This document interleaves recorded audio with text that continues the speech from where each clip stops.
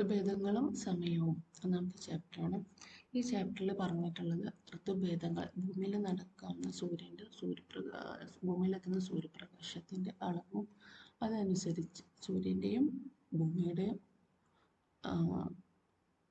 സ്ഥാനം അനുസരിച്ച് ഭൂമിയിൽ വരാവുന്ന ഋതുഭേദങ്ങളെക്കുറിച്ചാണ് ചാപ്റ്ററിൽ പറയുന്നത്.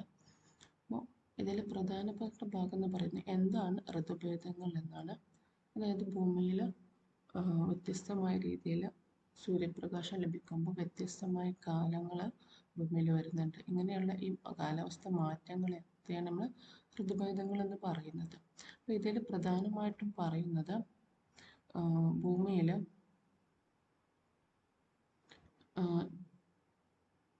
സൗരോർജ്ജ ലഭ്യതയാണ്. അതിനനുസരിച്ച് തന്നെ ദീർഘവൃത്താകൃതിയിലുള്ള ഈ ദീർഘവൃത്താകൃതിയിലുള്ള സഞ്ചാരപഥത്തിൽ നമ്മുടെ ഭൂമി സൂര്യന് വലം വയ്ക്കുന്ന കാര്യങ്ങളും ഇതിന് പരിക്രമണം എന്ന് പറയുന്നു. ഇതൊക്കെ നമ്മൾ ചെറിയ ക്ലാസ്സിൽ പഠിച്ചിട്ടുള്ളതാണ്. പിന്നീട് ഇതിൽ വരുന്നത് ഭൂമിക്ക് പരിക്രമണം പൂർത്തിയാക്കാൻ എത്ര കാലയളവ് വേണം എന്നുള്ളത്. അതായത് 365 ദിവസമാണ്. അതിൽ എന്താണ് അതിവർഷം? ഇതിൽ ഒരു ദിവസം കൂടുന്ന ആ ഒരു വർഷമാണല്ലോ അതിവർഷം എന്ന് പറയുന്നത്. അപ്പോൾ ഭൂമിയുടെ അച്ചുതണ്ടിന് പരിക്രമണ തലത്തിൽ നിന്ന് 66.5 ഡിഗ്രി ചരിവുണ്ടെന്ന്, എന്നാൽ ഇത് ലംബ തലത്തിൽ നിന്നാകുമ്പോൾ 23.5 ഡിഗ്രിയുമാണെന്ന് പറയുന്നുണ്ട്. ഇങ്ങനെ ഈ ചരിവ് പരിക്രമണ സമയത്ത് മുഴുവൻ ഈ ഭൂമി നിലനിർത്തുന്നുണ്ട്. ഇതേ ചരിവ് എപ്പോഴും ഈ പരിക്രമണത്തിലുടനീളം ഭൂമി നിലനിർത്തുന്നുണ്ട്. ഇതിനെയാണ് അച്ചുതണ്ടിൻ്റെ സമാന്തരത എന്ന് പറയുന്നത്. അപ്പോൾ ലംബതലത്തിൽ എത്രയാണ്? പരിക്രമണ തലത്തിൽ 66.5 ഡിഗ്രിയും ലംബതലത്തിൽ എന്താണ്?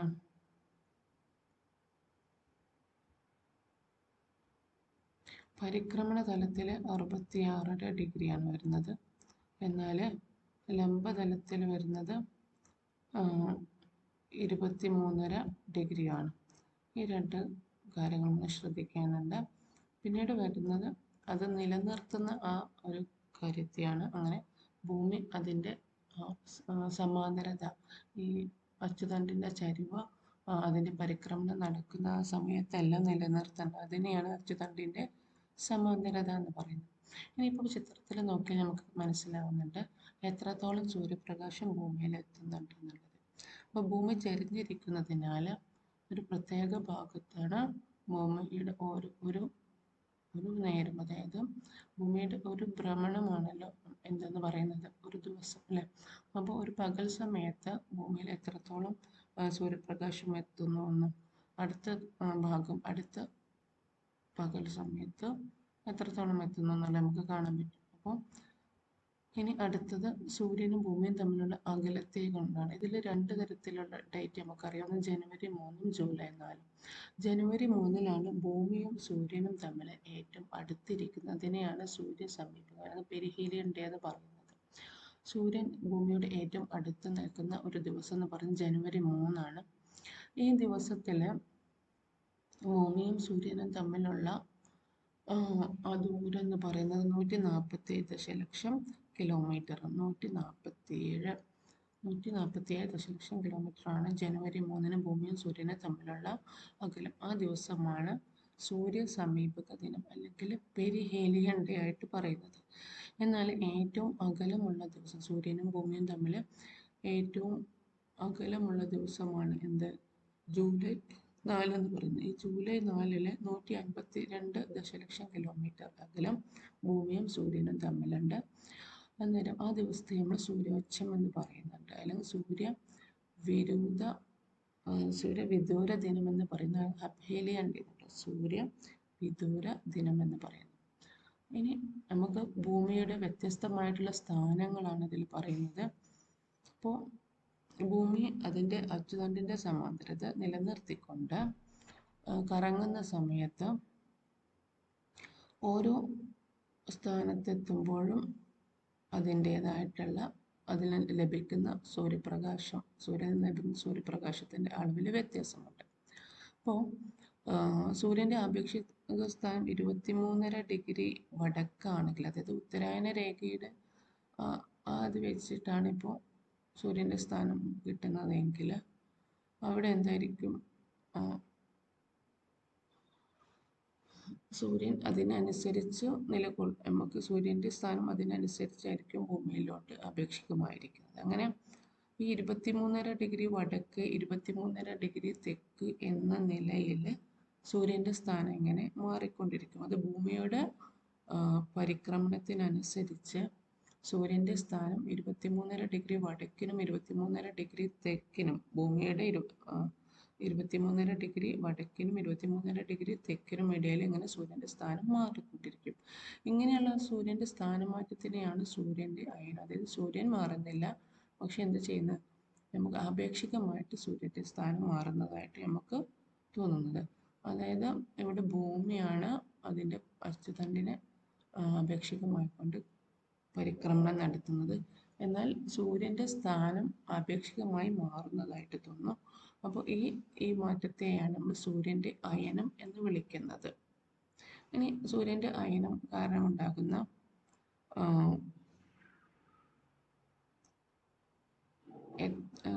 പ്രത്യേക ദിവസങ്ങളെ നമുക്ക്, അതായത് 4 ഋതുഭേദങ്ങൾ ഉണ്ടാകുന്നത് സൂര്യൻ്റെ ഈ അയനത്തിലൂടെയാണ്. അപ്പോൾ അതിൽ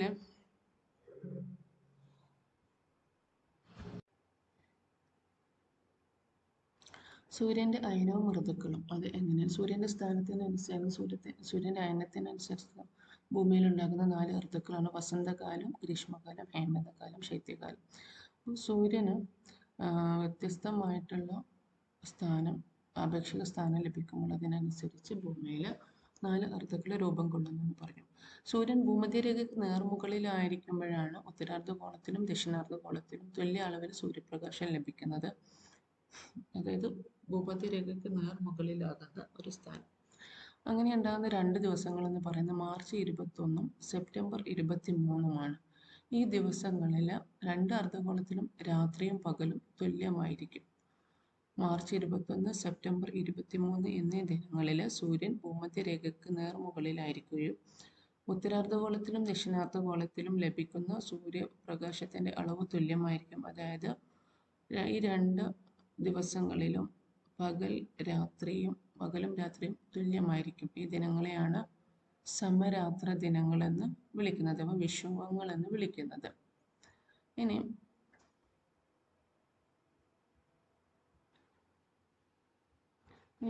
മാർച്ച് 21 മുതൽ മധ്യരേഖയിൽ നിന്നും വടക്കോട്ട് അയനം ചെയ്യുന്നു. അങ്ങനെ ജൂൺ 21 ആകുമ്പോൾ സൂര്യൻ ഉത്തരായന രേഖയുടെ നേർമുകളിലെത്തുന്നു.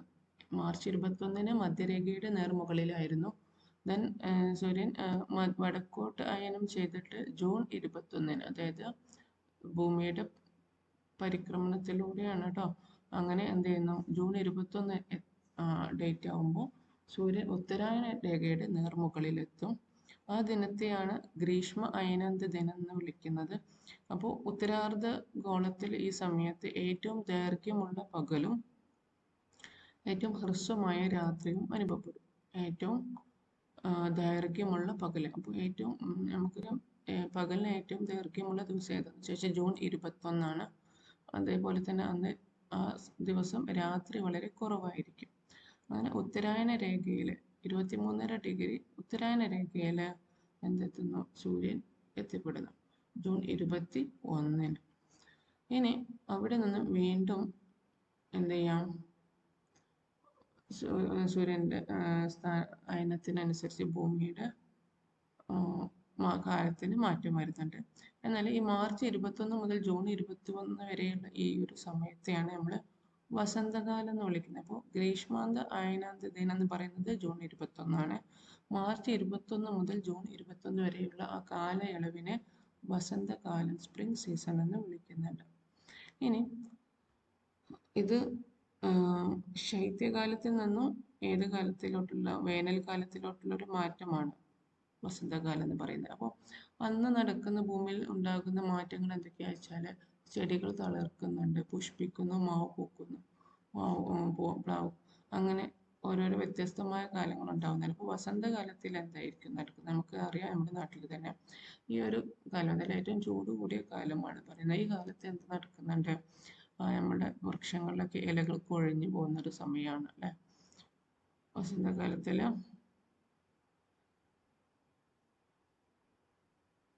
ഇനി ജൂൺ 21 മുതൽ ഉത്തരായന രേഖയിൽ നിന്നും തെക്കോട്ടയനം സംഭവിക്കുന്ന സൂര്യൻ സെപ്റ്റംബർ 23 വീണ്ടും ഭൂമധ്യരേഖയ്ക്ക് മുകളിലെത്തും. നേരത്തെ പറഞ്ഞു മാർച്ച് 21 സെപ്റ്റംബർ 23 ഭൂമധ്യരേഖയുടെ മുകളിൽ സൂര്യൻ എത്തുന്നതെന്ന്. ഇപ്പോൾ ജൂൺ 21 ഉത്തരായന രേഖയുടെ മുകളിൽ എത്തിയിട്ടുള്ള സൂര്യന് സെപ്റ്റംബർ 23 ആകുമ്പോൾ വീണ്ടും ഭൂമധ്യരേഖയുടെ നേർമുകളിൽ എത്തുന്നു. ആ സമയത്ത് എന്തായിരിക്കും? രാത്രിയും പകലും തുല്യമായിരിക്കും. നമുക്കറിയാം സമരാത്ര ദിനമാണ്. അപ്പോൾ ഈ കാലയളവാണ് വേനൽക്കാലം എന്ന് പറയുന്നത്. ജൂൺ 21 മുതൽ സെപ്റ്റംബർ 23 വരെയുള്ള ഒരു കാലം ഉത്തരാർദ്ധഗോളത്തിലെ വേനൽക്കാലം എന്ന് പറയുന്നു. സെപ്റ്റംബർ 23 മുതൽ മധ്യരേഖയിൽ നിന്നും തെക്കോട്ട് അയനം തുടരുന്ന സൂര്യൻ ഡിസംബർ 22 ദക്ഷിണായന രേഖയ്ക്ക് മുകളിലെത്തുന്നുണ്ട്. അപ്പോൾ സെപ്റ്റംബർ 23 ഭൂമധ്യരേഖയുടെ നേർമുകളിലാണ് സൂര്യൻ ഇരിക്കുന്നത്. അപ്പോൾ വീണ്ടും തെക്കോട്ട് അയനം നടത്തിയിട്ട് ഡിസംബർ 22 ആകുമ്പോൾ എവിടെ എത്തും? ദക്ഷിണായന രേഖയ്ക്ക് ദക്ഷിണാർദ്ധഗോളത്തിലെ 23.5 ഡിഗ്രി അക്ഷാംശത്തിന് നേരെ മുകളിൽ എത്തുന്നുണ്ട്. അതാണ് ദക്ഷിണായന രേഖ. 23.5 ഡിഗ്രി അക്ഷാംശമാണ് ദക്ഷിണാർദ്ധഗോളത്തിലെ 23.5 ഡിഗ്രി അക്ഷാംശത്തെയാണ് നമ്മൾ എന്ത് പറയുന്നത്? ദക്ഷിണായന രേഖ എന്ന് പറയുന്നത്. അപ്പോൾ ഡിസംബർ 22 ആകുമ്പോൾ ഈ ദക്ഷിണായന രേഖയുടെ നേർമുകളിലെത്തും സൂര്യൻ. ഈ സമയത്ത് നമ്മൾ ശൈത്യ അയനാന്ത ദിനം, ഈ ദിവസത്തെയാണ് ശൈത്യ അയനാന്ത ദിനം എന്ന് പറയുന്നത്. അപ്പോൾ ഗ്രീഷ്മ അയനാന്ത ദിനം എന്ന് എവിടെയായിരുന്നു? ഉത്തരായന രേഖയുടെ നേർമുകളിൽ സൂര്യൻ എത്തുന്ന ആ ദിവസമായിരുന്നു. അതായത് ഏതാണ്? ജൂൺ 21. ഡിസംബർ 22 ശൈത്യ അയനാന്ത ദിനം. ഈ ദിവസം ഉത്തരാർദ്ധഗോളത്തിലും ഏറ്റവും ഹ്രസ്വമായ പകലും ഏറ്റവും ദൈർഘ്യമുള്ള രാത്രി ഉണ്ടായിരിക്കും. ജൂൺ 21 ഏറ്റവും ദൈർഘ്യമുള്ള പകലും ഹ്രസ്വമായ രാത്രിയായിരുന്നു. എന്നാൽ ഡിസംബർ 22 ഏറ്റവും ഹ്രസ്വമായ പകലും ഏറ്റവും ദൈർഘ്യമുള്ള രാത്രിയും അനുഭവപ്പെടുന്നു. സെപ്റ്റംബർ 23 മുതൽ ഡിസംബർ 22 വരെയുള്ള ഈ സമയത്തെയാണ് ഹേമന്തകാലം എന്ന് വിളിക്കുന്നത്.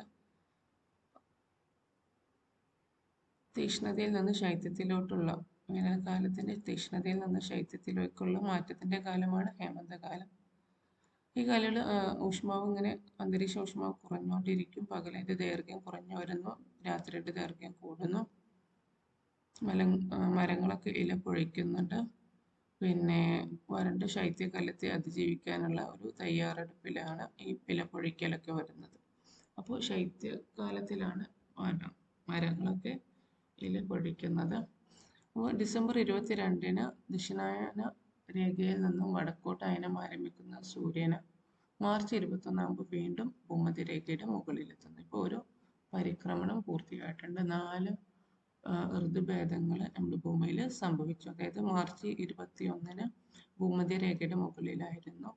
അവിടുന്ന് വീണ്ടും ഉത്തരഭാഗത്തേക്ക് ചലിക്കുകയും ജൂൺ 21 ഗ്രീഷ്മ അയനാന്ത ദിനം സംഭവിച്ചു.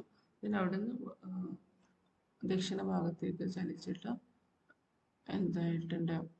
സെപ്റ്റംബർ 23 ആയപ്പോൾ വീണ്ടും ഭൂമധ്യരേഖയുടെ മുകളിൽ വന്നു. പിന്നെ അവിടെ നിന്ന് വീണ്ടും വടക്കോട്ട് ചലിച്ച് ഡിസംബർ 22 ആയപ്പോൾ ശൈത്യ അയനാന്ത ദിനം, അതായത് ദക്ഷിണാർദ്ധഗോളത്തിലെ 23.5 ഡിഗ്രി അക്ഷാംശം ദക്ഷിണായന രേഖയുടെ മുകളിൽ വന്നു. വീണ്ടും അവിടുന്ന് മാർച്ച് 21 ഭൂമധ്യരേഖയുടെ മുകളിലോട്ട് തന്നെ വന്നപ്പോൾ ഒരു പരിക്രമണം പൂർത്തിയായി 4 ഋതുഭേദങ്ങൾ അതിനിടയിൽ സംഭവിച്ചു. അപ്പോൾ സൂര്യൻ്റെ അയനത്തിനനുസരിച്ച് വരുന്ന 4 ഋതുഭേദങ്ങൾ, ഭൂമിയിൽ സംഭവിക്കാവുന്ന 4 ഋതുഭേദങ്ങളാണ് നമുക്കൊരു പട്ടികയായിട്ട് തന്നിട്ടുണ്ട്. ഭൂമധ്യരേഖയിൽ നിന്ന് ഉത്തരായന രേഖയിലോട്ടും അവിടുന്ന് വീണ്ടും ഭൂമധ്യരേഖയിലോട്ടും. അപ്പോൾ ഇതിനിടയിൽ ഉത്തരാർദ്ധഗോളത്തിൽ എന്ത് സംഭവിക്കുന്നു, ദക്ഷിണാർദ്ധഗോളത്തിൽ എന്തെല്ലാം സംഭവിക്കുന്നു? ഉത്തരാർദ്ധഗോളത്തിൽ വസന്തം സംഭവിക്കുമ്പോൾ ദക്ഷിണാർദ്ധഗോളത്തിൽ ഹേമന്താണ് സംഭവിച്ചത്. അതായത് മാർച്ച് 21 മുതൽ ജൂൺ 21 വരെയുള്ള ഒരു സമയം. ജൂൺ 21 മുതൽ സെപ്റ്റംബർ 23 വരെ എന്ന് പറയുമ്പോൾ ഉത്തരാർദ്ധഗോളത്തിൽ ഗ്രീഷ്മമായിരുന്നെങ്കിൽ ദക്ഷിണാർദ്ധഗോളത്തിൽ ശൈത്യം അനുഭവപ്പെട്ടു. then അവിടുന്ന് വീണ്ടും അടുത്ത ചലനത്തിൽ ഹേമന്തവും വസന്തവും വന്നു. വീണ്ടും ശൈത്യവും ഗ്രീഷ്മവും അങ്ങനെ മാറിയിട്ട് ഇരിക്കുകയാണ് ഋതുഭേദങ്ങൾ. അതായത് സൂര്യൻ്റെ സ്ഥാനം അനുസരിച്ച് ലഭിക്കുന്ന സൂര്യപ്രകാശത്തിൻ്റെ അളവനുസരിച്ച് ഭൂമിയിൽ ഋതുഭേദങ്ങളിൽ മാറ്റം സംഭവിക്കുന്നുണ്ട്. ഇനി പരമ്പരാഗത ഋതുക്കൾ, ഇപ്പം നമ്മൾ പൊതുവെ ഋതുക്കളെ 4ആയി തിരിച്ചിട്ടുണ്ടെങ്കിലും ഇന്ത്യയിൽ അന്തരീക്ഷ സ്ഥിതിയെ അടിസ്ഥാനമാക്കിയിട്ട് വ്യത്യസ്തമായ ഋതുക്കളായിട്ടാണ് കണക്കാക്കുന്നത്. നമ്മുടെ നാട്ടിൽ ലഭിക്കുന്ന സൂര്യൻ്റെ തോതനുസരിച്ച്, അളവനുസരിച്ച് നമുക്ക് ലഭിക്കുന്ന വസന്തകാലം എന്ന് പറയുന്നത് മാർച്ച് മുതൽ ഏപ്രിൽ വരെയുള്ള ഒരു മാസമാണ്. മാർച്ച് മുതൽ ഏപ്രിൽ വരെയുള്ള ഒരു മാസം. ഗ്രീഷ്മകാലം, അതായത് വേനൽക്കാലം വരുന്നത് മെയ് ജൂൺ സമയത്താണ്. നമുക്കറിയാം നല്ല ചൂട് വരുന്നത് മെയ് ജൂൺ ഗ്രീഷ്മകാലം. പിന്നെ ഒരു വർഷക്കാലമാണ് മഴക്കാലം, ജൂലൈ ഓഗസ്റ്റ് മാസങ്ങളിൽ വരുന്നു. പിന്നെ ശരത്കാലം വരുന്നുണ്ട് സെപ്റ്റംബർ ഒക്ടോബർ മാസങ്ങളിൽ. അത് കഴിഞ്ഞിട്ട് ഹേമന്തകാലം നവംബർ ഡിസംബർ മാസങ്ങളിൽ. ശിശിരകാലം, ശൈത്യകാലം വരുന്നത് ജനുവരി ഫെബ്രുവരി മാസങ്ങളിലാണ്. അപ്പോൾ ഇത്രയും പരമ്പരാഗത ഋതുക്കൾ ഇന്ത്യയിൽ, നമ്മുടെ നാട്ടിൽ നമുക്ക് അനുഭവപ്പെടുന്നുണ്ട്. ഇനി ഉത്തരായനവും ദക്ഷിണായനവും തമ്മിലുള്ള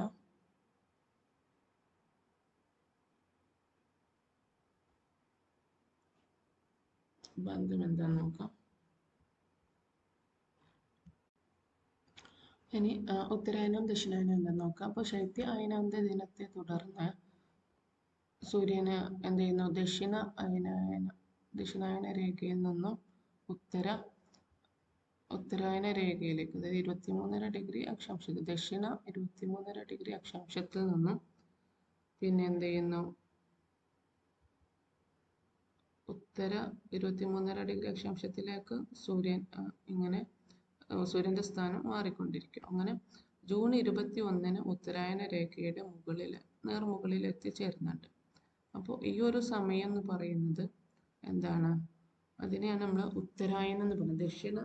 ദക്ഷിണായന രേഖയിൽ നിന്ന് ഉത്തരായന രേഖയിലോട്ടുള്ള ഈ സൂര്യന്റെ ഈ ചലനത്തെയാണ് ഉത്തരായനം എന്ന് പറയുന്നത്. അപ്പോൾ ഉത്തരായനം എന്ന ഈ സമയത്ത് എന്താണ്, പകലിന്റെ ദൈർഘ്യം കൂടിക്കൂടി വരുന്നുണ്ട്.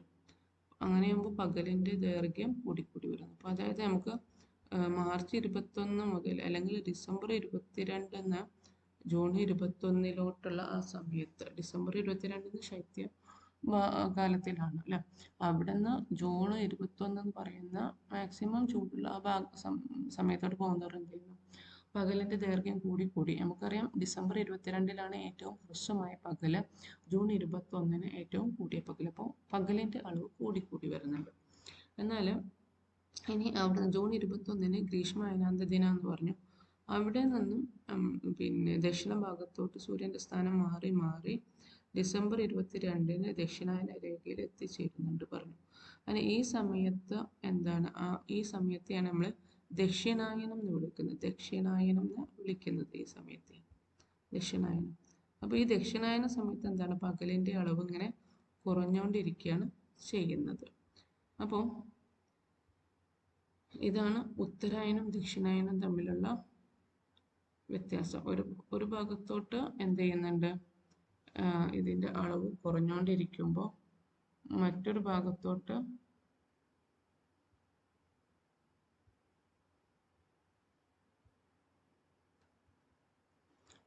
എന്ത് ചെയ്യുന്ന, പകലിന്റെ അളവ് കൂടിക്കൊണ്ടിരിക്കുകയാണ് ചെയ്യുന്നത്. ഇനി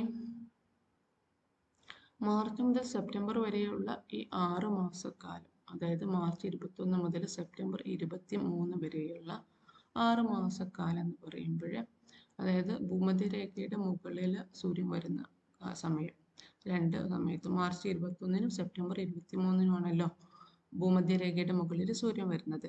ഈ ഒരു 6 മാസക്കാലം എവിടെയായിരിക്കും, സൂര്യൻ ഉത്തരാർദ്ധഗോളത്തിലായിരിക്കും. ഈ കാലയളവിൽ ഉത്തര ധ്രുവ പ്രദേശങ്ങളിൽ 6 മാസം തുടർച്ചയായി പകലായിരിക്കും. അപ്പോൾ ഉത്തരാർദ്ധഗോളത്തിൽ സൂര്യൻ 6 മാസക്കാലം ഉണ്ടാകുമ്പോൾ ഉത്തര ധ്രുവത്തിൽ 6 മാസം പകലായിരിക്കും. അപ്പോൾ ദക്ഷിണ ധ്രുവത്തിൽ എന്തായിരിക്കും, 6 മാസം രാത്രിയായിരിക്കും. മുകളിൽ സൂര്യലഭ്യത ലഭിക്കുന്നത് വളരെ കുറവാണ്, തീരെ ഇല്ല എന്നും പറയാം. അപ്പോൾ ദക്ഷിണാർദ്ധഗോളത്തിലാണ് സൂര്യനെങ്കിൽ ഉത്തരാർദ്ധഗോളത്തിൽ സൂര്യപ്രകാശം തീരെ ലഭ്യമാവില്ല. അപ്പോൾ ആ സമയത്ത് മുഴുവനായിട്ടും അവിടെ രാത്രിയായിരിക്കും. എന്നാൽ ഉത്തരാർദ്ധഗോളത്തിൽ ഇപ്പോൾ സൂര്യനുള്ള സമയമാണെങ്കിൽ എന്തായിരിക്കും, ധ്രുവം 6 മാസം ധ്രുവ പ്രദേശങ്ങളിൽ 6 മാസക്കാലം എന്തായിരിക്കും? നല്ല പകലായിരിക്കും. അപ്പോൾ മാർച്ച് 21 മുതൽ സെപ്റ്റംബർ 23 വരെ ഉത്തരാർദ്ധഗോളത്തിൽ 6 മാസക്കാലം പകല്. സെപ്റ്റംബർ 23 മുതൽ മാർച്ച് 21 വരെ ദക്ഷിണാർദ്ധഗോളത്തിലെ 6 മാസക്കാലം പകലായിരിക്കും. ഇതാണ് തമ്മിലുള്ള വ്യത്യാസം. ദെൻ ഇനി നമുക്ക് ഒരു കൊട്ടേഷൻ ഇത് എന്താണെന്ന് വെച്ചാൽ, നമുക്കറിയാവുന്ന പ്രശസ്ത എഴുത്തുകാരൻ എസ് കെ പൊറ്റക്കാട് അദ്ദേഹത്തിൻ്റെ യാത്രാ വിവരണ കുറിപ്പായിട്ടുള്ള പാതിര സൂര്യൻ്റെ നാട്ടിൽ എന്ന കഥയിൽ, അതായത് പാതിര സൂര്യൻ്റെ നാട്ടിലെന്ന് പറയുമ്പോൾ എന്താണ്, അർദ്ധരാത്രിയിലും സൂര്യൻ എന്ന ഒരു ഉദ്ദേശമാണ് പറയുന്നത്. അപ്പോൾ അദ്ദേഹം സഞ്ചരിച്ചപ്പോൾ അദ്ദേഹത്തിന് അനുഭവപ്പെട്ടിട്ടുള്ള കുറിപ്പുകളാണ് നൽകിയിട്ടുള്ളത്. അപ്പോൾ അത് വായിച്ചു നോക്കാം. അപ്പോൾ അത് നമുക്ക് ഇതിൽ നിന്ന് പഠിക്കാവുന്ന 2 പോയിന്റ്, പാതിര സൂര്യൻ്റെ നാട്ടിലെ ആരുടെ ലേഖനമാണെന്ന് പഠിക്കാം, പുസ്തകമാണെന്ന് പഠിക്കാം, എസ് കെ പൊറ്റക്കാടിൻ്റെയാണ്. ഇനി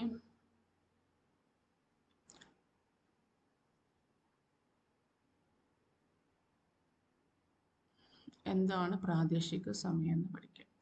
ഒരു പ്രദേശത്തെ സൂര്യൻ്റെ ഉച്ചസ്ഥാനം, സൂര്യപ്രകാശം സൃഷ്ടിക്കുന്ന നിഴൽ എന്നിവയെ അടിസ്ഥാനമാക്കിയിട്ടാണ് നമുക്കറിയാം മുമ്പ് കാലങ്ങളിലൊക്കെ സമയത്ത് നമ്മുടെ പൂർവികരൊക്കെ കണക്കാക്കിയിരുന്നത്. സൂര്യൻ്റെ സ്ഥാനവും ആ സൂര്യൻ്റെ പ്രകാശം നൽകുന്ന ഏതെങ്കിലും വസ്തുവിൻ്റെ നിഴലിലേക്ക് ആപേക്ഷികമായിട്ടാണ് അവരെന്ത് ചെയ്തിരുന്നത്, സമയത്ത് നിർണ്ണയിച്ചിരുന്നത്.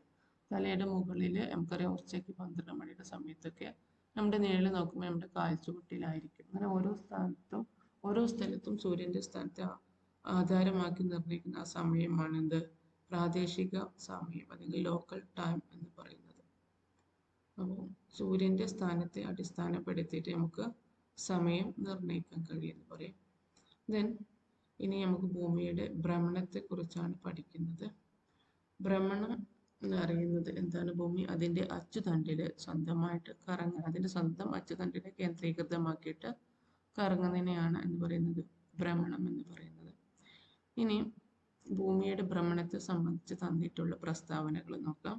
നമ്മുടെ ഇപ്പോഴുള്ള PSC പരീക്ഷയുടെ ഒക്കെ വെച്ച് നോക്കുകയാണെങ്കിൽ ഈ പ്രസ്താവനകൾ അതുപോലെ അങ്ങ് പഠിക്കേണ്ടത് അത്യാവശ്യമാണ്. ഇതിൽ ശരി തെറ്റ് എന്ന രീതിയിലൊക്കെ ചോദിക്കാം. ഭൂമി ഭ്രമണം ചെയ്യുന്നത് പടിഞ്ഞാറ് നിന്നും കിഴക്കോട്ടാണ്. ഇതിൽ ഒന്നാമത്തെ പോയിന്റ്, ഭൂമി ഭ്രമണം ചെയ്യുന്നത് പടിഞ്ഞാറ് നിന്നും കിഴക്കോട്ടാണെന്ന് പറയുന്നുണ്ട്. ഇനി ഒന്നാമത്തെ പോയിന്റ് എന്താണ്? പടിഞ്ഞാറ് നിന്നും കിഴക്കോട്ടാണ് ഭൂമിയുടെ ഭ്രമണം. നമുക്ക് പക്ഷേ സൂര്യൻ്റെ സ്ഥാനചലനം അനുഭവപ്പെടുന്ന കിഴക്ക് നിന്നും പടിഞ്ഞാറോട്ടാണ് അല്ലേ. ഒരു ഭ്രമണം പൂർത്തിയാക്കാൻ 24 മണിക്കൂർ, അതറിയാം, ഒരു ദിവസത്തെ ആണ് ഒരു ഭ്രമണത്തിൽ അല്ലേ. ഭ്രമണം പടിഞ്ഞാറ് നിന്ന് കിഴക്കോട്ടായി സൂര്യോദയം കിഴക്ക് നിന്നായിരിക്കും. അതും നമുക്ക് അനുഭവമുള്ള കാര്യമാണ്. എന്നാൽ ഭ്രമണത്തിൻ്റെ ഈ ദിശ ഒരിക്കലും മറന്നു പോകരുത്. പടിഞ്ഞാറ് നിന്നും കിഴക്കോട്ടാണ് ഭ്രമണം സംഭവിക്കുന്നത്. ഇനി ഭൂമിയുടെ കോണളവ് 36 ഡിഗ്രി തന്നെയാണ്. നമുക്കറിയാം ഓരോ ഡിഗ്രി കോണളവിലും ഒരു രേഖാംശ വീതം വരച്ചാൽ 360 ഡിഗ്രിയാണ് ഭൂമിയുടെ കോണം. നമുക്ക് സാധാരണ ഒരു സർക്കിളിൻ്റെ അല്ലെങ്കിൽ ഒരു വൃത്തത്തിൻ്റെ കോണളവ് 360 ഡിഗ്രിയാണ്. അതുപോലെ തന്നെയാണ് ഭൂമിയുടെ കോണളവ് എന്ന് പറയുന്നത് 360 ഡിഗ്രിയാണ്. ഓരോ ഡിഗ്രി കോണളവിലും ഒരു രേഖാംശ വീതം വരച്ചാൽ നമുക്ക് എത്ര വരയ്ക്കാൻ കഴിയും? 360 രേഖാംശ രേഖകൾ വരയ്ക്കാൻ കഴിയും. അങ്ങനെ ഭൂമി 360 ഡിഗ്രി ഭ്രമണം അങ്ങനെ ചെയ്യുന്ന സമയത്ത് 24 മണിക്കൂറിൽ 360 ഡിഗ്രി തിരിയുന്നുണ്ടെന്ന് പറഞ്ഞു. എന്നാൽ അതിപ്പോൾ 24 മണിക്കൂർ വെച്ചിട്ടാണ്. 24 മണിക്കൂർ നമ്മൾ 60 മിനിറ്റ് കൊണ്ട് ഗുണിക്കുമ്പോൾ നമുക്ക് 1440 മിനിറ്റ് ഉണ്ട്. അപ്പോൾ ഭൂമിയുടെ ഒരു ഭ്രമണത്തിന് എത്ര മിനിറ്റ് വേണമെന്ന് ചോദിച്ചാൽ 1440 മിനിറ്റ്. അതായത് 360 ഡിഗ്രി തിരിയാൻ 1440 മിനിറ്റ്. അപ്പോൾ ഭൂമി ഒരു ഡിഗ്രി തിരിയാൻ എത്ര മിനിറ്റ് എടുക്കുന്നു നോക്കിയാൽ 4 മിനിറ്റ് ആണെന്ന് കാണാം. അതായത് ഭൂമിയുടെ ആകെ ഡിഗ്രി അളവ് കൊണ്ട് ഡിവൈഡ് ചെയ്യുമ്പോൾ നമുക്ക് 4 മിനിറ്റ് എന്ന് കിട്ടുന്നുണ്ട്. അപ്പോൾ ചോദിക്കാം, ആകെ ഉള്ളത് 1 ഡിഗ്രി തിരിയാൻ ഭൂമിക്ക് വേണ്ട സമയത്തിൽ ചോദിച്ചാൽ 4 മിനിറ്റ് ആണ്. ദെൻ ആകെ ഒരു ഭ്രമണത്തിന് വേണ്ട മിനിറ്റ് 1440 മിനിറ്റ് ആണെന്ന് പറയാം. ഇനി 15 ഡിഗ്രി രേഖാംശം തിരിയാൻ അപ്പോൾ എത്ര വേണ്ടി വരും? 1 ഡിഗ്രിക്കാണ് 4 മിനിറ്റ്. 15 ഡിഗ്രിക്കാണെങ്കിൽ 15 × 4 അതായത് 60 മിനിറ്റ്, അതായത് 1 മണിക്കൂർ. അപ്പോൾ 1 മണിക്കൂർ കൊണ്ട് 15 ഡിഗ്രി ഭൂമി തിരിയുന്നുണ്ട്. അതെല്ലാം നോട്ട് ചെയ്ത് വെക്കേണ്ട കാര്യമാണ് കേട്ടോ. ഇനി 1 മണിക്കൂറിൽ ഭൂമിയുടെ 15 ഡിഗ്രി രേഖാംശം സൂര്യന് മുന്നിലൂടെ കടന്നു പോകുന്നു പറഞ്ഞു. അപ്പോൾ നമുക്ക് നമ്മുടെ സമയം നോക്കുകയാണെങ്കിൽ ഭൂമിയുടെ ഭ്രമണം പടിഞ്ഞാറ് നിന്നും കിഴക്കോട്ടായതിനാൽ സമയം കൂടുതൽ രേഖപ്പെടുത്തുന്നത് കിഴക്കോട്ടും സമയക്കുറവ് നമുക്ക് പടിഞ്ഞാറും. അപ്പോൾ അതായത് സെൻട്രൽ പൊസിഷനിൽ നിന്നും സമയം കൂടുതൽ പടിഞ്ഞാറുനിന്ന് കിഴക്കോട്ടാണ് ഭൂമി തിരിഞ്ഞുകൊണ്ടിരിക്കുന്നത്. അപ്പോൾ കിഴക്കോട്ട് സമയം കൂടുതൽ രേഖപ്പെടുത്തണം, സമയക്കുറവ് എങ്ങോട്ടാ? പടിഞ്ഞാറോട്ടുള്ള ദിശയിലും രേഖപ്പെടുത്തണം. എങ്ങനെ? ഒരു നിശ്ചിത രേഖാംശത്തിൽ നിന്നും കിഴക്കോട്ട് ഓരോ ഡിഗ്രി രേഖാംശത്തിൻ്റെ സമയക്കുറവ് വരുന്നു. അപ്പോൾ ഇതൊന്ന് നോട്ട് ചെയ്യണേ. ഒരു നിശ്ചിത രേഖാംശത്തിൽ നിന്നും കിഴക്കോട്ട് ഓരോ ഡിഗ്രി രേഖാംശത്തിനും സമയം എത്രയാണ് കൂട്ടുന്നത്? 4 മിനിറ്റാണ് കൂട്ടുന്നത്. അതേപോലെ പടിഞ്ഞാറോട്ടാവുമ്പോഴോ 4 മിനിറ്റ് കുറഞ്ഞ് ഇരിക്കുന്നുണ്ട്. ഓരോ സമയത്തിനും 4 മിനിറ്റ് കൂട്ടുന്നുണ്ട് കിഴക്ക് ദിശയിലോട്ട്. പടിഞ്ഞാറോട്ടാണെങ്കിൽ 4 മിനിറ്റ് കൂടുന്നു. അപ്പോൾ ഇതിൽ നോക്കാം, ഇവിടെ നമ്മൾ സെൻറ്ററിൽ 12 മണിക്കാണ്, അതായത് ഉച്ച സമയത്ത് 0 ഡിഗ്രി നമ്മൾ 12 മണി എടുക്കുകയാണെങ്കിൽ കിഴക്ക് ഭാഗത്തേക്ക് ഭൂമി പടിഞ്ഞാറ് കിഴക്കോട്ട് ഇങ്ങനെ തിരിഞ്ഞുകൊണ്ടിരിക്കുകയല്ലേ. അപ്പോൾ ഇങ്ങോട്ടാണ് തിരിയുന്നത് അല്ലേ. ഇവിടെ നിന്ന് ഇങ്ങോട്ട് ഇങ്ങനെ ഭൂമി തിരിഞ്ഞുകൊണ്ടിരിക്കുകയാണ്. അപ്പോൾ അടുത്ത 1 ഡിഗ്രി രേഖാംശം വരുമ്പോൾ അപ്പോൾ എത്ര സമയമായിട്ടുണ്ടാവും? 4 മിനിറ്റ് ഇങ്ങോട്ട് കൂട്ടി, അതായത് 12:04 ആയി. എന്നാൽ ഇങ്ങോട്ടുള്ള സമയം നോക്കുകയാണെങ്കിൽ ഇവിടെ നിന്ന് ഇങ്ങോട്ടുള്ള 1 ഡിഗ്രിയുള്ള സമയം എത്രയെന്ന് പറയാം നമുക്ക്? 11:56. 4 ഡിഗ്രിയുടെ കുറവാണ് ഇവിടെ വന്നിട്ടുള്ളത്. അപ്പോൾ ഇനി ഗ്രീനിച്ച് സമയവും സമയ മേഖലയൊക്കെ നമുക്കറിയാം. നമ്മുടെ വേൾഡ് ടൈം എന്ന് പറയുന്നത് ഗ്രീനിച്ച് രേഖയെ അടിസ്ഥാനമാക്കിയിട്ടാണ് സമയം നിർണ്ണയിച്ചിട്ടുള്ളത്. അപ്പോൾ അതിനനുസരിച്ചിട്ടുള്ള സമയമാണ് ഇനി പറയാൻ പോകുന്നത്. അപ്പോൾ 0 ഡിഗ്രി രേഖാംശ രേഖയാണ് ഗ്രീനിച്ച് രേഖ എന്നറിയപ്പെടുന്നത്. അത് എവിടെയാണുള്ളത്? ഇംഗ്ലണ്ടിലെ റോയൽ ബ്രിട്ടീഷ് വാഹന നിരീക്ഷണശാല സ്ഥിതി ചെയ്യുന്ന ഗ്രീനിച്ച് എന്ന സ്ഥലത്താണ്. ആ സ്ഥലത്ത് കൂടെയാണ് നമ്മൾ ഈ 0 ഡിഗ്രി രേഖാംശ രേഖ കടന്നു പോകുന്നത്. അപ്പോൾ നമ്മുടെ എർത്തിൻ്റെ ഇങ്ങനെ ഇവിടെയാണ് 0 ഡിഗ്രി രേഖാംശം വരുന്നത് വെച്ചാൽ അത് ഇംഗ്ലണ്ടിലെ വാന നിരീക്ഷണ കേന്ദ്രമൊക്കെയുള്ള ഗ്രീനിച്ച് എന്ന സ്ഥലത്ത് കൂടെയാണ് കടന്നു പോകുന്നത്. അതുകൊണ്ടാണ് നമ്മൾ എന്ത് വിളിക്കുന്നത്?